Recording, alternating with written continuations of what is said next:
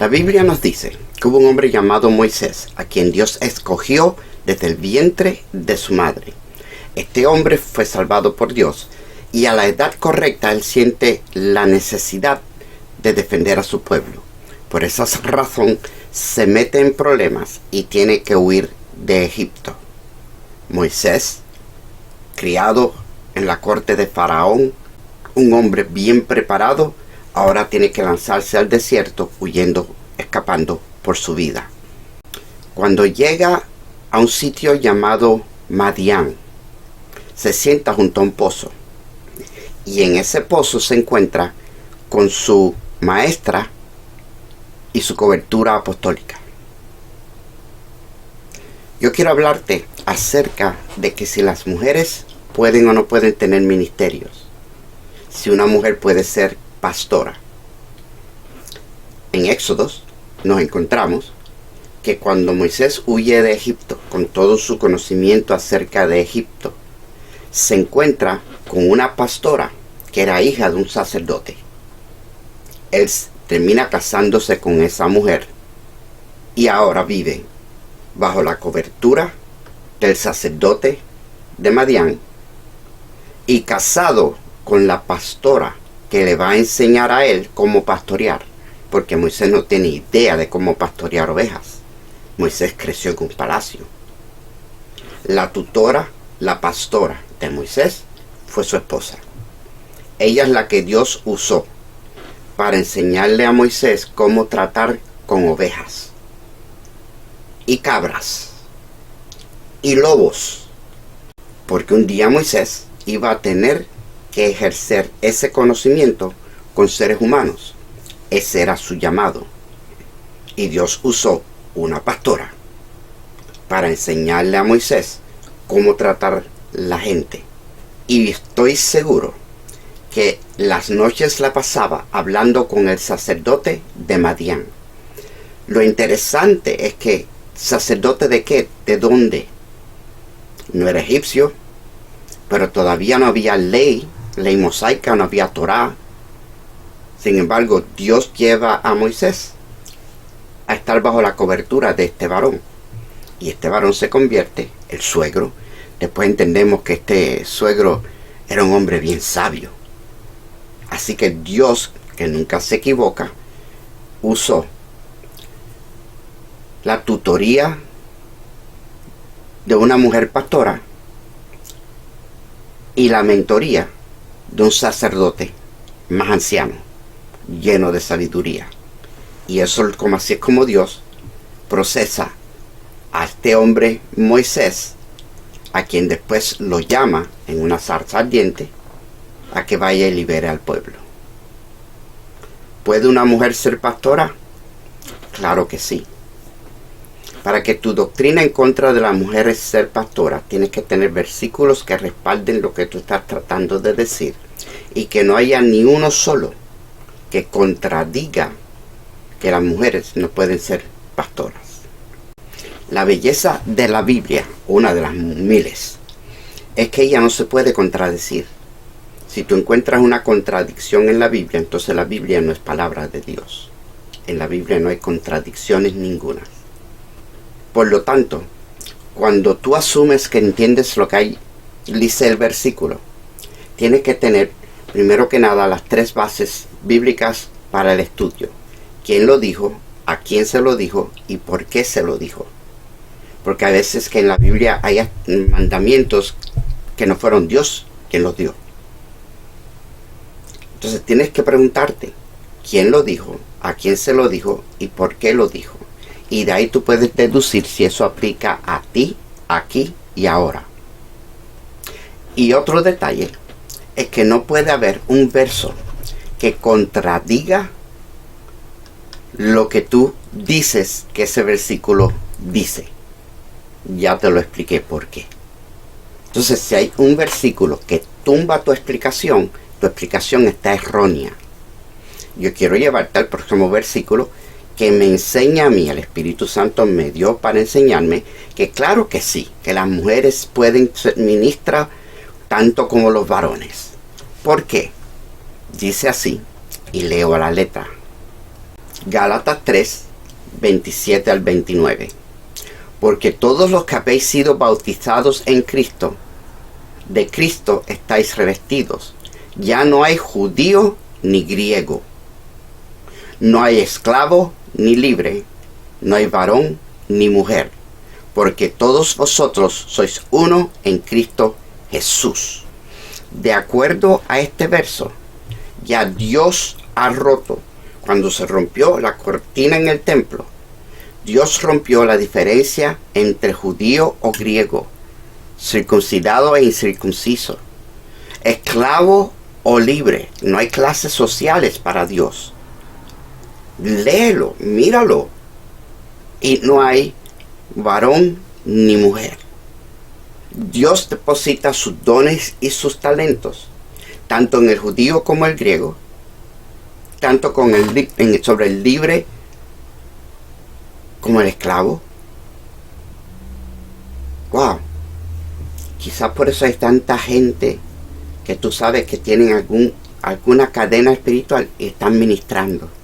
Porque Dios deposita su espíritu sobre esclavo y sobre libre, y sobre varón y sobre hembra. Porque nos dice claramente las Escrituras que el Espíritu Santo da los dones a quien Él quiere. Entonces, estás peleando en contra del Espíritu Santo y tratando de decirle a quién Él puede y no puede usar. Con este versículo nada más debería ser suficiente para que nadie más cuestionara si las mujeres pueden ser pastoras. Yo puedo terminar esto aquí y creo que queda claro. Pero quiero bendecirte. Quiero darte unas 2 o 3 razones más para que tu mujer, más que nada, estés segura que tu llamado es de Dios. Y cuando se levante uno de estos lagartijos espirituales a tratar de decirte que no es, yo quiero que tú tengas un fondo bíblico, una base sólida en que pararte y decirle: no, Señor, usted está equivocado. Yo sí soy quien Dios dice que yo soy. Amén. Bendito sea el Señor. Pero antes de continuar, por favor, haz esto.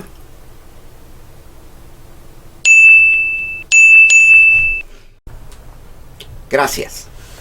Te quiero llevar a una profecía que muy pocos conocen. Yo no se la he escuchado predicar a nadie. Yo creo que hasta ahora el único que la ha predicado soy yo. Y ha traído bendición donde ha sido escuchada. Siempre me la han recibido. Quiero compartirla contigo porque creo que viene al tema. En Jeremías 31:22, en el medio de su discurso, Jeremías profetiza, dice esto: ¿hasta cuándo andarás errante, oh hija contumaz? Porque Jehová creará una cosa nueva sobre la tierra. La mujer rodeará al varón. Y él está reprendiendo a Israel como hija contumaz, una hija rebelde. Y entonces profetiza que Dios va a hacer una cosa nueva, donde en vez del hombre ser la cobertura, rodeará la cobertura de la mujer. Dios le va a asignar a la mujer, que ella es la que va a ser la cobertura del hombre. Ella va a rodear al hombre. Ella lo va a guardar, lo va a proteger, no solamente a servirle, porque en esos tiempos la mujer tenía una posición de servidumbre. Ella estaba completamente sometida a hombres que en muchos casos eran mucho más brutos que ellas. Eso todavía sucede en el día de hoy. Bendito sea el Señor. Yo estoy completamente seguro que esto se cumplió en el Mesías. El versículo que te mencioné anteriormente, Pablo también vio lo que yo te estoy tratando de explicar que yo veo. Que cuando nace la iglesia, Cristo cambia, rompe el telón que separaba la santidad de Dios de la raza humana. Y con eso rompió un montón de tabús, de leyes arcaicas, de prejuicios, tanto raciales como culturales y hasta sociales. En eso se incluyen el rol del hombre y la mujer. En la Biblia siempre ha habido mujeres que han roto el rol. Si tú empiezas a estudiar la esposa de Abraham, de Isaac, de Jacob, Sara, todo el mundo la achaca a Sara solamente que se cansó y le dio a Agar. No, hombre, Sara también tenía la misma trayectoria que tenía Abraham. Ella también estaba creyéndole a Dios. Todo el mundo habla del patriarca Abraham porque era la costumbre del momento, pero hay una matriarca. Sin la matriarca no había promesa. Sin la matriarca no se daba a luz el niño profetizado, porque no podía ser otra, tenía que ser la matriarca.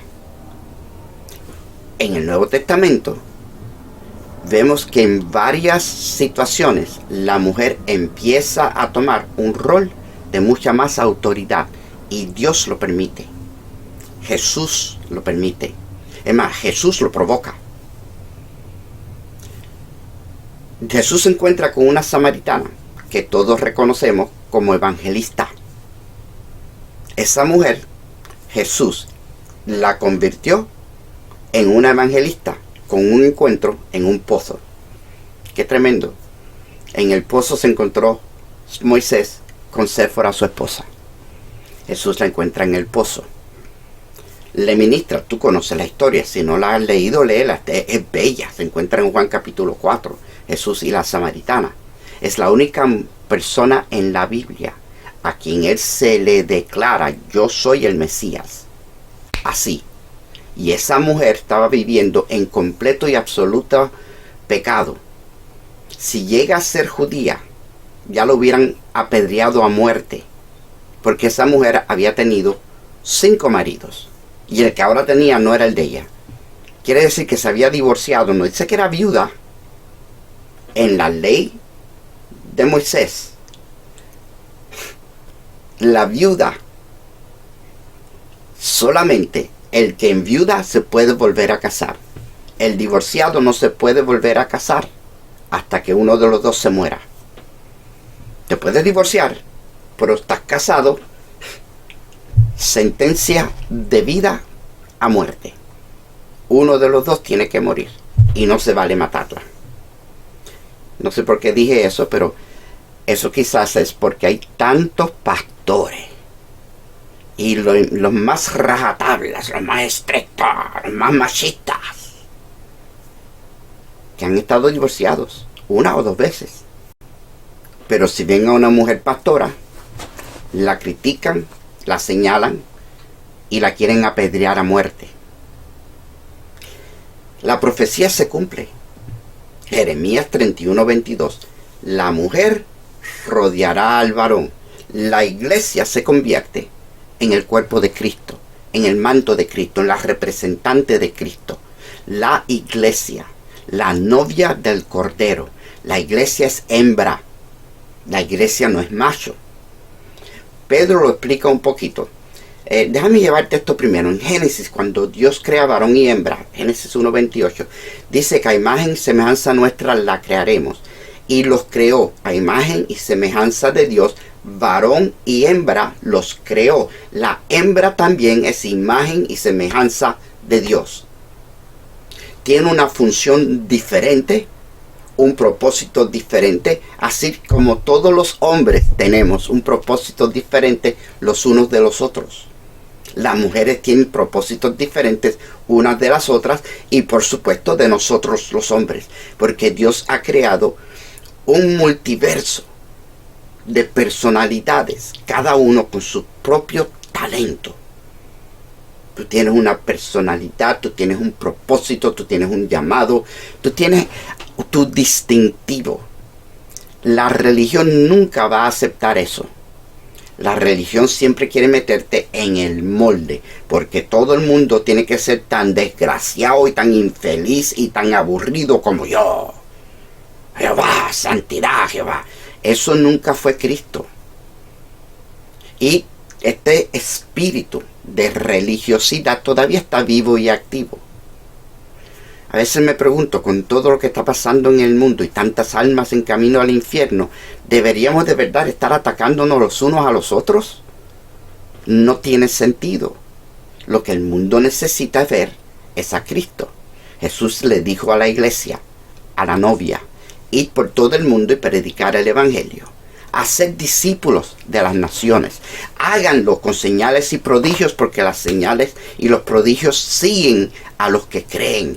Discipúlenlo, bautícenlos. El que creyere, salvo, y el que no creyere. Nosotros hicimos el propósito, cumplimos el propósito en traerte a las buenas nuevas. La iglesia, la novia, hembra, sale a dar a luz hijos para el rey. La iglesia es hembra. ¿Cómo rayos, si la iglesia es la que está dando a luz hijos de Dios? Pedro, otra vez Pedro, el Espíritu Santo deposita una palabra en el predicador, sea el maestro, el pastor, el evangelista, el profeta, el apóstol, el ujier, el que está dando los anuncios, el que está dirigiendo los coritos, el cántico. Dios pone una palabra, y esa palabra alguien la recibe. Y la semilla de la palabra entra en ese hombre, ese pandillero, y lo preña con el deseo de salvación. Y ese deseo de salvación da a luz un hijo de Dios cuando acepte a Jesucristo. Él no deja de ser varón, no deja de ser masculino, pero la iglesia ha dado a luz un hijo de Dios por la palabra que fue recibida. Y es como que, no sé, nuestra alma da a luz un espíritu. El Espíritu Santo da a luz un espíritu adentro de nosotros. Esto se convierte en algo un poquito ciencia ficción, metafísico, lo que sea. Para mí me encanta porque es palabra de Dios. Y es bello porque es de Dios. La mujer cubrirá, rodeará al varón. Lo estamos viendo, lo vimos desde que vino Jesús. Porque la iglesia dio un cambio de aquella ley que era tan recia y sin perdón. Jesús trajo un amor fraternal, maternal. De tal manera amó Dios al mundo y le abrió los brazos a todas las culturas y rompió aquella división de griego y judío y de varón y hembra. Lo que pasa es que a causa de las culturas históricas le ha tomado más tiempo al Espíritu Santo romper esa barrera. A eso nos lleva a los próximos dos versos que quiero compartir contigo, porque uno de los versículos que más usan para decir que la mujer no puede ser pastor se encuentra en 1 de Timoteo 3, 1 al 3. Te la voy a leer. Léela conmigo. Palabra fiel. Si alguno anhela obispado, buena obra desea, pero es necesario que el obispo sea irrepresible, marido de una sola mujer, sobrio, prudente, decoroso, hospedador, apto para enseñar, no dado al vino, no pendenciero, no codicioso de ganancias deshonestas, sino amable, apacible, no avaro. Esa definición demanda una buena explicación. Obispo, pastor, anciano, diácono. Hay distintas definiciones o requisitos para obtener ciertas posiciones en la iglesia. Claro que sí. Pero acuérdate que el que escoge es el Espíritu Santo y no el concilio. Ese fue el error de los fariseos. No reconocer a quien el Espíritu Santo escogió. No caigas tú en ese mismo error. Pablo le escribe a Timoteo y le dice que es necesario que el obispo sea marido de una sola mujer, no porque existía el divorcio, sino porque existía la posibilidad de que un hombre salvo, lleno de Dios, tuviera más de una esposa. En aquellos tiempos se permitía. En el Viejo Testamento los judíos también lo permitían. En los tiempos de Jesús era permitido todavía, pero nadie tenía el dinero para poder hacerlo porque habían estado bajo esclavitud por varios años. Pero en el Viejo Testamento, si tú tenías el dinero, tú podías tener las mujeres. Algunas eran esposas y otras eran concubinas. No te escandalices conmigo, yo no escribí la Biblia. Ahora Pablo le está ministrando y Timoteo le está ministrando a un pueblo totalmente pagano. Esta gente no conoce el Viejo Testamento. Ellos viven de acuerdo a sus dioses. Y se convierten y vienen al Señor y empiezan a crecer espiritualmente y empiezan a dar fruto. Pablo y Timoteo tenían la inteligencia de que cuando entraba una persona a la iglesia que no estaba viviendo bien, ellos no le caían arriba para ofenderlo y machucarlo, santidad a Jehová, porque en ese mismo pasaje dice que el obispo, el pastor, no debe de ser pendeciero, busca pleito. Hay pastores que todo lo que saben hacer es buscar pleito, no codicioso de ganancias deshonestas, sino amable, apacible y que diezme. Porque hay pastores que esperan diezmo, pero ellos no diezman. Y apóstoles también, no te creas. Eso lo hay en todas partes. Déjame tirar eso ahí por si acaso. Pero entonces nos encontramos este versículo. No está hablando de divorcio. Está hablando de que tenga una esposa.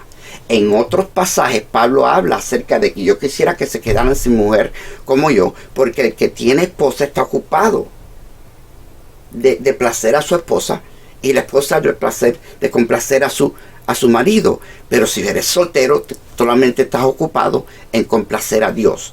Y una denominación cristiana entendió que eso quería decir que el sacerdote tenía que tomar votos de celibato y que las monjas también. ¿Te das cuenta por qué es importante entender quién lo escribió, a quién se lo escribió y por qué se lo escribió? Porque tú no puedes tener una doctrina que se contradiga con otros versos bíblicos. Eso no tiene sentido. Y el de contender tampoco, porque nosotros no somos contenciosos, no tenemos esa costumbre, ni tampoco la iglesia del Señor. Y lee en qué capítulo está ese versículo. Bendito sea Dios.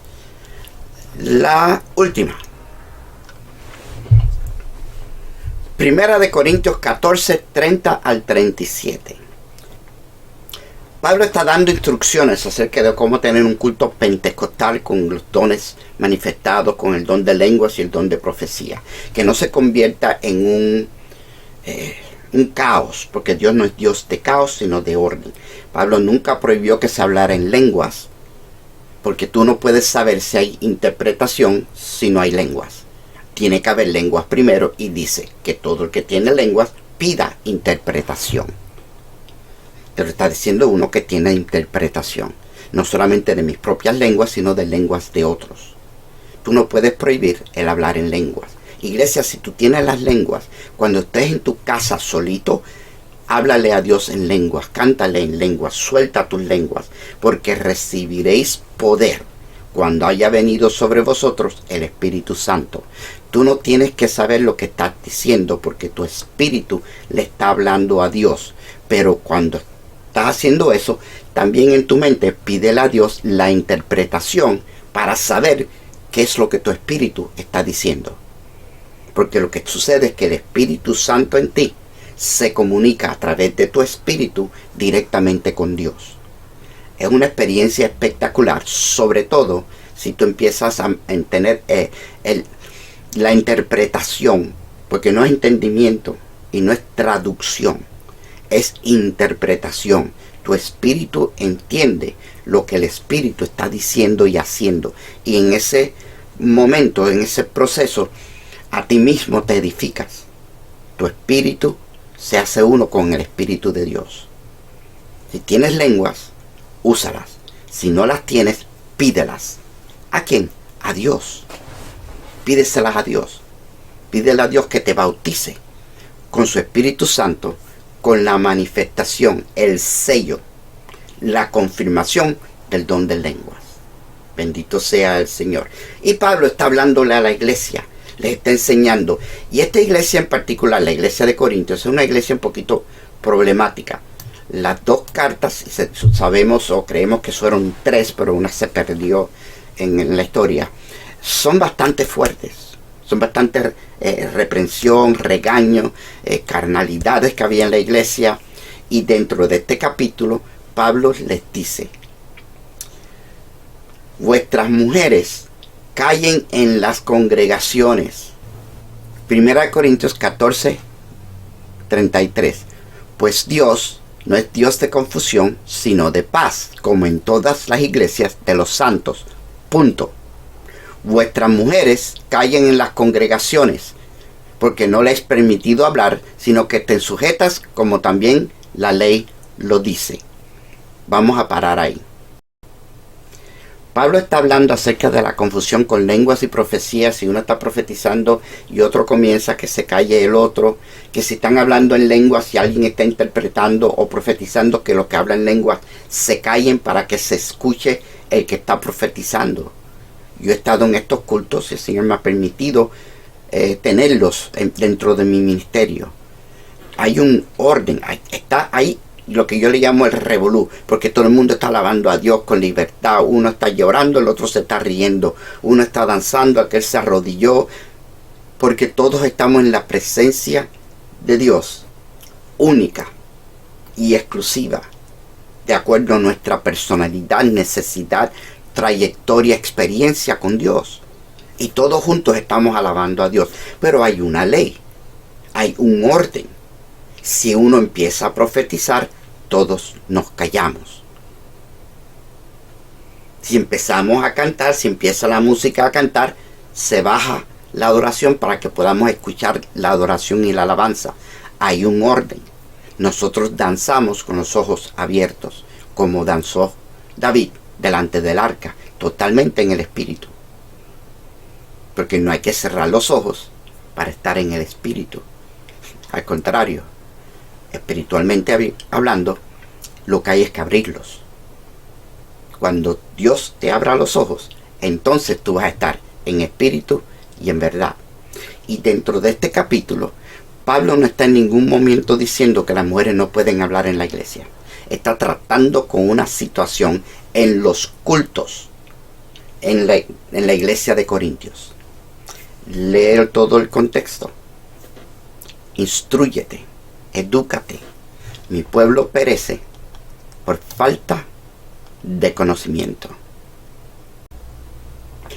Quiero concluir con esta última palabra. Para ti, mujer, o para todo ministro, para la iglesia en general, identifícate. Tú tienes que tener tu identidad, no de quien tú te crees que tú eres, sino de quien Dios dice que tú eres. Yo aprendí esto a golpes. Yo me convertí en una iglesia con un fundamento bautista, mucho conocimiento de la Biblia, pero ninguna experiencia en el ámbito espiritual. No tenían el bautismo del Espíritu Santo. Y aunque orábamos y Dios contesta la oración, no había poder, no había unción, no había manifestaciones de sanidades y de milagros y de prodigios, mucho menos lenguas. Y a Dios le plació bautizarme con Espíritu Santo en ese ambiente. Cuando fui a preguntar qué es esto, porque yo que experimenté, el siervo de Dios que me atendió, un moreno americano llamado Doug Davis, que el Señor lo bendiga donde quiera que esté, me dijo: Roberto, nuestra doctrina dice que eso no existe, que eso se acabó en el tiempo de los apóstoles. Por lo tanto, yo no te puedo enseñar nada acerca de eso. Ahora, obviamente existe, porque tú lo tienes y hay otros que lo tienen. Pero como a mí me enseñaron que no existe y nadie me enseñó nada, yo no sé qué decirte. Ve a la Biblia y lee 1 Corintios 12, 13 y 14. Y lo que ahí diga, eso es lo que es. Y ese hombre puso en mí, en mi espíritu la costumbre de ir a buscar la respuesta del Espíritu Santo en la Biblia. Espíritu Santo, tú eres el maestro por excelencia. Enséñame. Clama a mí, yo te responderé y te enseñaré. Enséñame. Contesta mi pregunta. Pablo tuvo una experiencia similar.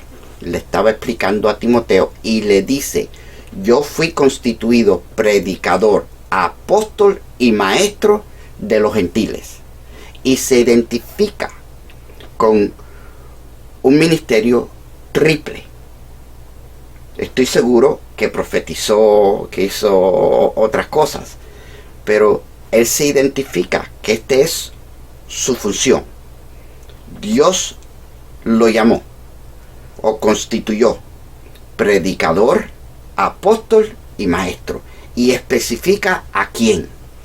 Aunque Pablo le enseñaba a los judíos, a Pablo le gustaba meterse en la sinagoga a buscar, a crear conciencia y curiosidad acerca de este Jesús de Nazaret. Y entonces los citaba para el próximo día reunirnos en casa de alguien.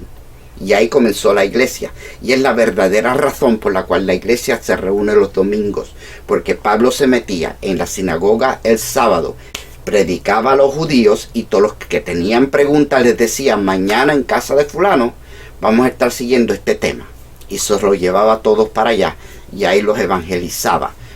Predicador, apóstol y maestro.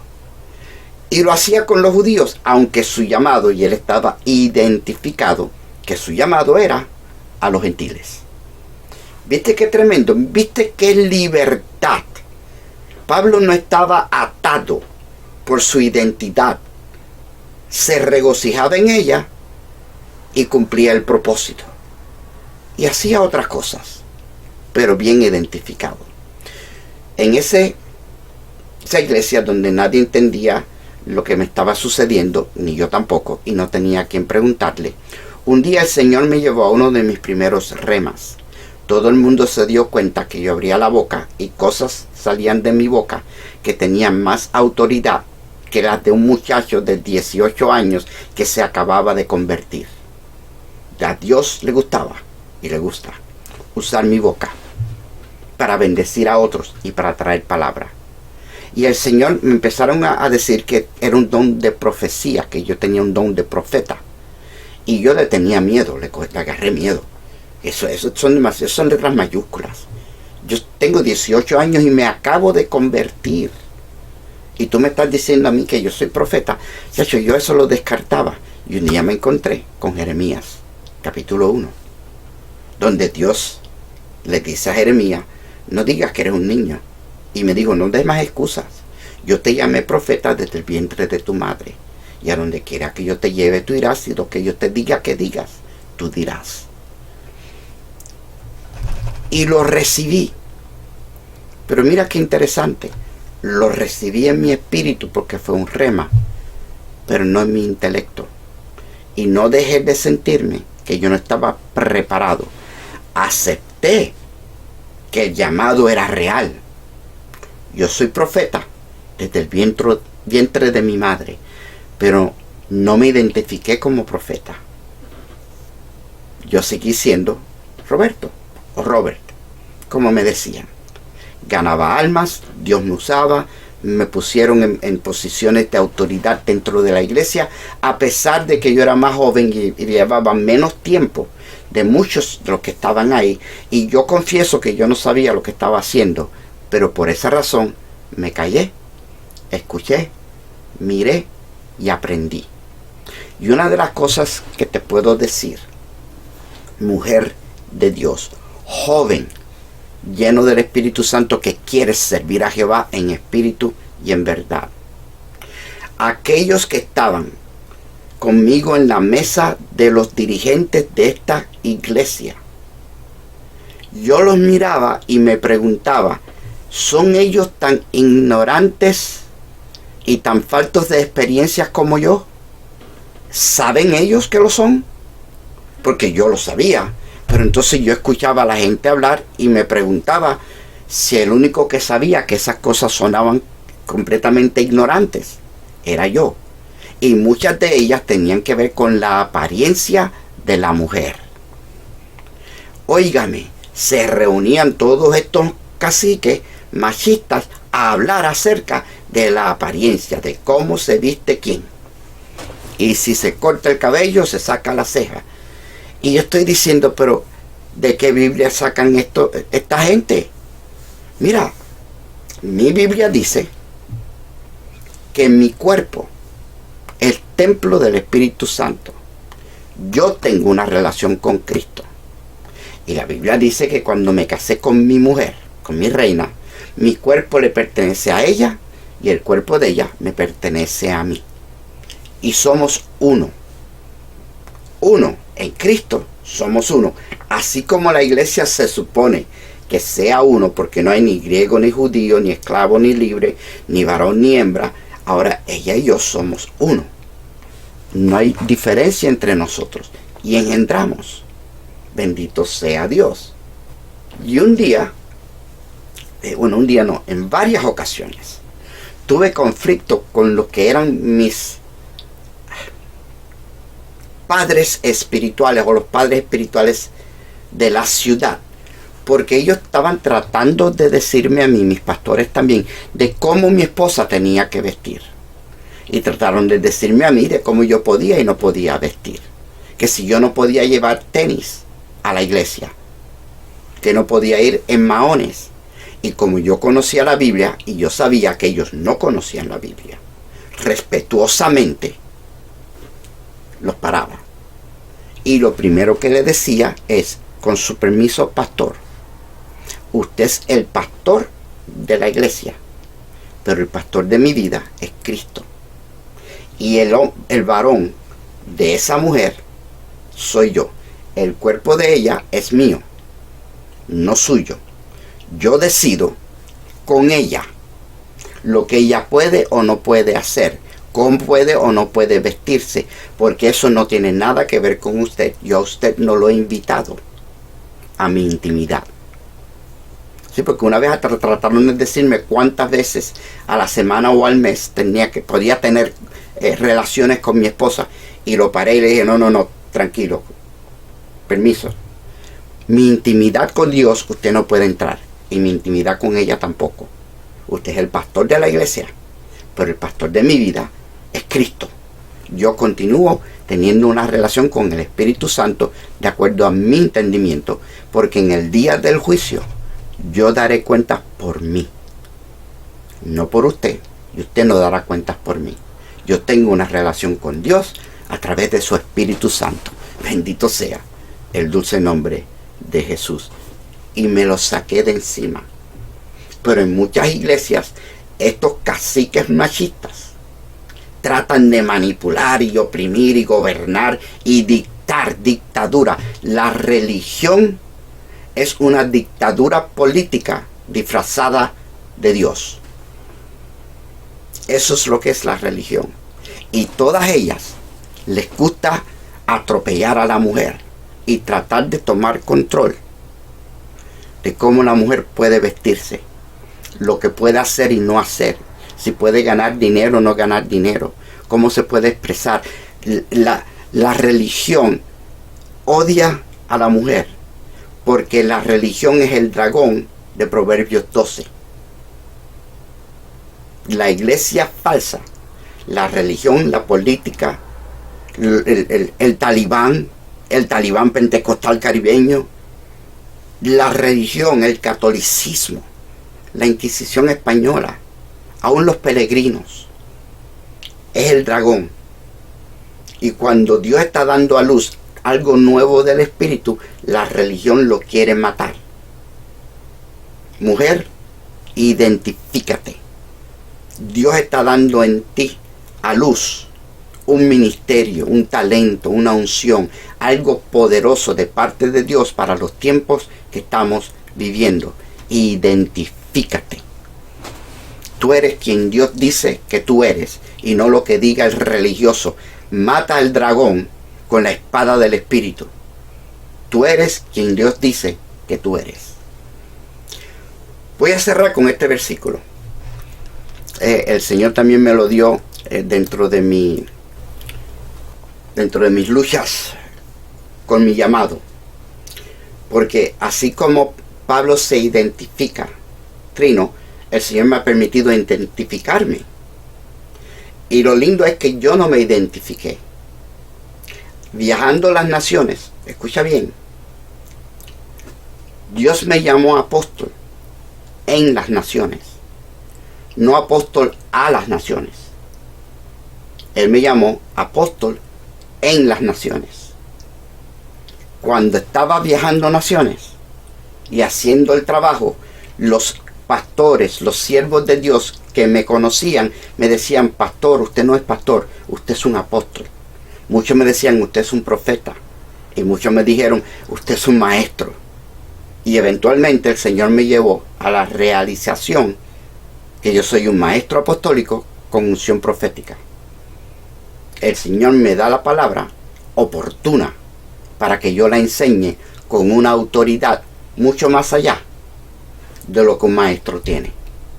Y establezco reino, libertad, autoridad, firmeza en aquellos que se atreven a escucharme. Y estoy identificado. Identifícate. Ese es tu poder. Este versículo te lo voy a regalar porque lo usó Dios para quitar dudas de mí. Porque lo maravilloso de Dios a mí todavía me espanta. Y es que Dios usa a don nadies para hacer cosas grandes. Y eso a mí me espanta. Como un don nadie, me espanta. No pierdas nunca el temor y el temblor de servir a Dios en su grandeza y no la tuya propia. Dice así Isaías 43. Isaías 43. Ahora, así dice Jehová, creador tuyo, oh Roberto, pon tu nombre ahí, y formador tuyo, oh apóstol, pon ahí tu llamado. No temas, porque yo te redimí, te puse nombre, mío eres tú. Y el Señor me ministró esta palabra, que el que me dio nombre fue Él, que no es un título, es un llamado, no es una posición, es una función. Es lo que Dios me usa para bendecir al pueblo, o cómo me usa, no sé explicártelo, pero eso es lo que Dios ha puesto en mí para ti. Si yo lo honro, fluye. No importa quién yo sea, porque el don siempre es más grande que el hombre, porque el don viene de Dios, y el hombre, dependiendo de cuánto se someta a Dios, es cuánto va a manifestar su don. Pero identifícate, tú eres portador de un llamado, de un ministerio, de un talento, de un don. Tú eres parte del reino y a ti te toca soltar la semilla que dé a luz una bendición. Lee ese pasaje en Isaías 43 de nuevo y pon tu nombre y pon tu llamado. Y si tú no tienes un llamado identificado todavía, entonces donde yo puse apóstol, pon tú hijo o hija de Dios, porque ese es el llamado más lindo. Ese es el que los comienza a todos. Ese es el que nos lleva a la luz, a la luz y a la vida eterna. El primero que nada, ser hijos de Dios, aceptar al Padre a través de su Hijo Jesucristo y vivir la vida en el Espíritu, no en la ley, no en la contienda, en el Espíritu. Bendito sea el dulce nombre de Jesús. Amado, hasta aquí esta predicación del día de hoy. Espero que Dios te haya hablado y te haya bendecido. Espero que me haya usado, porque esas fueron mis intenciones. Y ahora me despido como de costumbre, deseándote lo mejor que un ser humano les puede desear a su prójimo. Mi hermano, mi hermana, que Dios te bendiga. Chao.